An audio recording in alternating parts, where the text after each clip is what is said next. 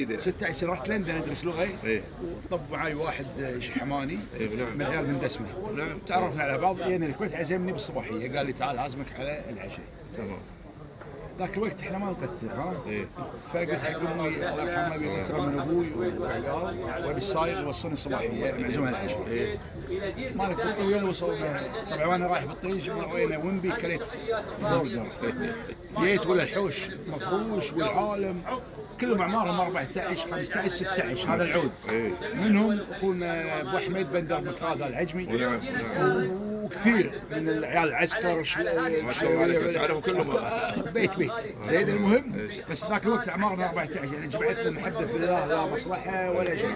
والكل يسلم ويقتل ويعقل وهذا المهم حطوا لك.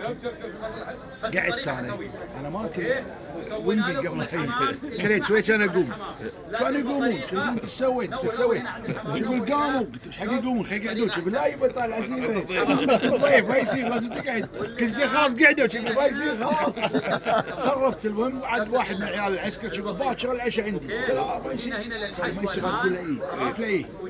جيت يوم ثاني مو ماكل من الغداء. حاسب حساب الصباحيه. قاعده. قلت حق الوالده قلت له اللي صار وين عندهم يعزموني مره ثانيه.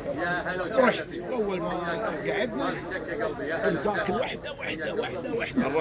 الراحه ساعة وربع. ايه شي يقول لي ما شبعت. قلت من زمان. شي يقول لي قوم. قلت له في اثنين توهم داشين اصبر. شي يقول اقول لك قوم خلاص بلشنا. وهذا تعلمنا محبتهم لك والله تستاهل.